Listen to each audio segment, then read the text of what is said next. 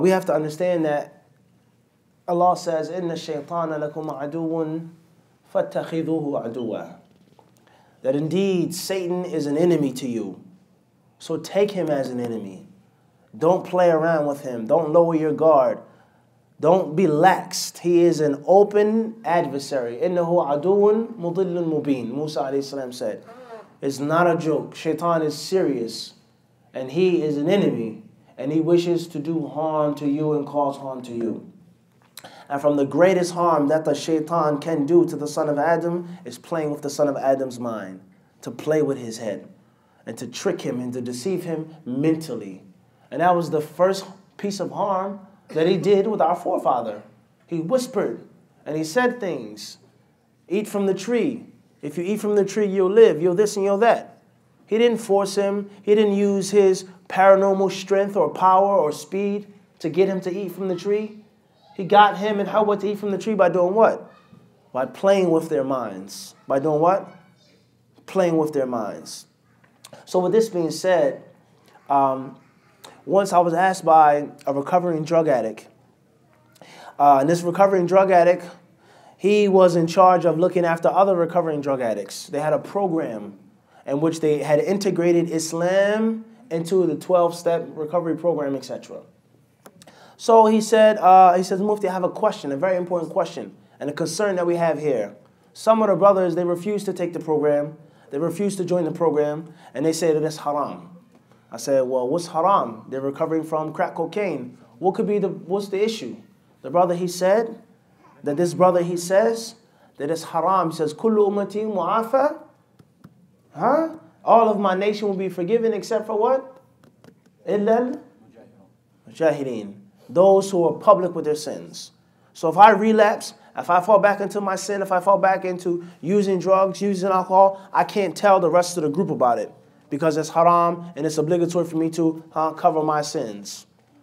So I said, are you serious? He says, yes, this is what the brother said. And the brother's a full-blown drug addict. Using the hadith of the Prophet ﷺ to say what's haram, what can't be done, so on and so forth. There lies no doubt that the shaitan has played with him and he wishes to play with him in the future. A person is suffering from major substance abuse. And then he says, I don't want to expose my sins.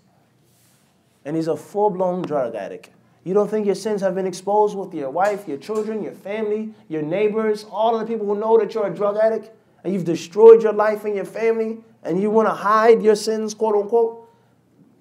This is a joke, and it's a game that the shaitan is playing.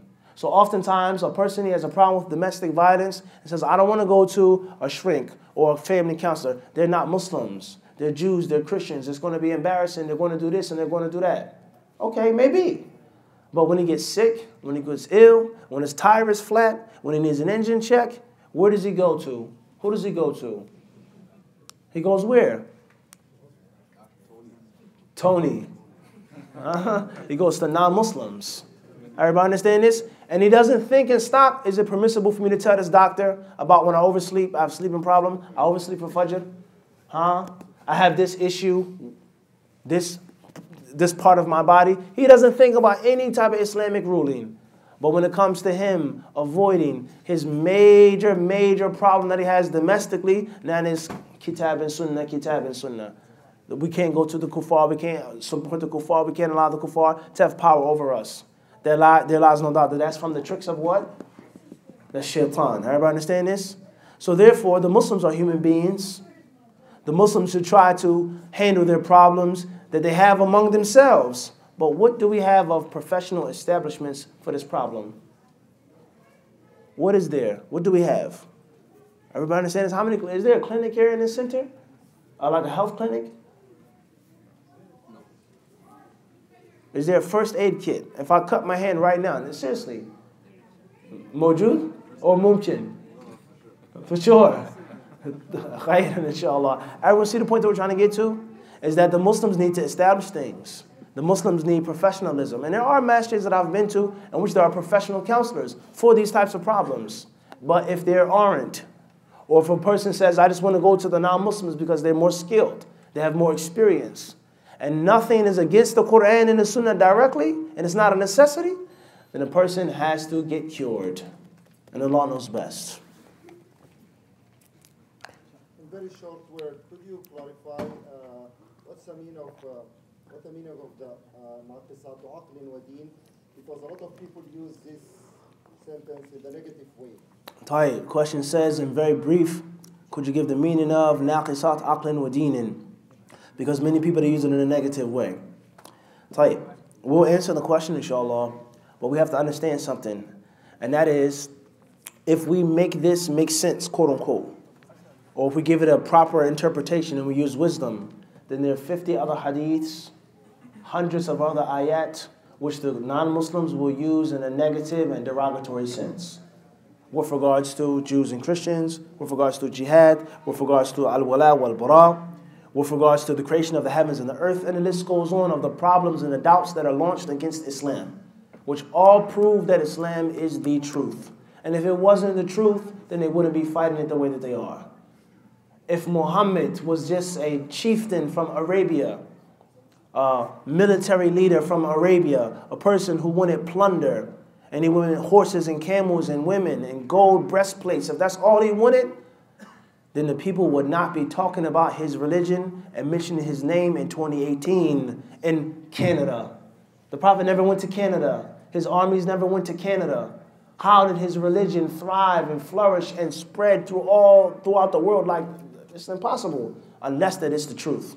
And it's the truth because you're talking about it. And if it wasn't significant, if it wasn't a danger and a threat to you, then you wouldn't be talking about it. However, we have to understand something, that Islam was not meant to be politically correct. The Quran and the Sunnah they were never made to be politically correct. So if you say naqisat aqlin wa deen means this and it means that, it doesn't mean that it doesn't mean that, that's fine. Then there are 50 other things that they're going to take and say that Islam supports misogyny. Islam supports anti-Semitism. Islam supports this. Islam. So there's no way. فَأَيْنَ تَذْهَبُونَ? You can run, but you're going to come right back to the beginning of the circle. So we have to understand that. And that's why we quoted that ayah, لَتُبْلَوُنَّ فِي أَمْوَالِكُمْ وَأَنفُسِكُمْ وَلَتَسْمَعُنَّ مِنَ الَّذِينَ أُوتُوا الْكِتَابَ. You will hear from the Jews and Christians, from the mushrikeen, أَذًا كَثِيرًا. You will hear verbal abuse. All right? So that's first and foremost. As far as the specific answer, then the Prophet ﷺ, he says, مَا رَأَيْتُ مِنْ نَاقِصَاتِ عَقْلٍ وَدِينٍ أَذْهَبَ لِلُبِّ الرَّجُلِ الْحَازِمِ مِنْ إِحْدَى كُنَّا. The hadith of Abu Sa'id al-Khudri in Sahih Bukhari and others, he says, I've never seen women who are naqisat aqlin wa deenin, who are lacking in two aspects. Aqlin, intellect, or reasoning. It's even a better translation. The word aql doesn't always mean intellect, but sometimes it means reasoning. He says, wa deenin, and religious practice. أَذْهَبَ لِلُبِّ الرَّجُلِ الْحَازِمِ, that can distract a man who's resolute. That can take a resolute man and distract him faster than one of you. Faster than one of you. So the women, they asked the Prophet ﷺ, what is nuqsan deen? What is nuqsan aql? What does this mean? The Prophet ﷺ, he says, when a woman gives a testimony, isn't it 2 verses 1? And when a woman has menstruation, doesn't she have to refrain from prayer and salah? Doesn't she have to refrain from prayer and salah? So therefore, why can't a woman's testimony be equal to a man? Regardless, why? The bottom line is that it's deficient, it's lacking. And a witness is someone who's supposed to have aql, intellect. Someone who's supposed to be precise and accurate in what they saw and what took place. The fact that a woman's testimony is half of a man's, that is what? That's deficiency. That's deficiency. And the fact that a woman cannot make the salah when she's menstruating. A woman cannot fast when she's menstruating, which proves that a woman cannot be an imam in the religion of Al-Islam. A woman cannot be an imam. What is she going to do if she's menstruating? She said, I can take birth control pills. What if they don't work? What happens when there's menstruation? A woman cannot be an imam in the religion of Al-Islam.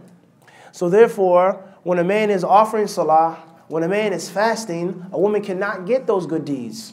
She cannot get that, and that's what Allah has decreed, subhanahu wa ta'ala. So that is the Prophet's interpretation of aql and deen being deficient. As far as the other aspects, then it depends on how you wish to interpret it. Women are emotionally, more connected than men are. How women look at things, how women think about things, and how men look at things and think about things. It doesn't always mean that it's best. And it doesn't always mean it's the most thorough way, but there is a huge difference. Everybody understand this or not? So this hadith is going to be understood in light of the modern movements of today. Men and women are equal in every single aspect. There's nothing that a man can do that a woman cannot. There's nothing that a woman can do that a man cannot. That's what's being propagated. And there's no Islamic answer that you can give to that is going to be satisfactory to them. Period. There's no Islamic wisdom that you can give them that's going to be sufficient. وَلَن تَرْضَ عَنْكَ الْيَهُودُ وَلَا النَّصَارَى حَتَّى تَتَّبِعَ مِلَّتَهُمْ. Unless you follow their way. That's the only way, only time in which they're going to be satisfied 101%. And Allah knows best. Fadl. جزاكم الله شيخ بارك الله فيكم.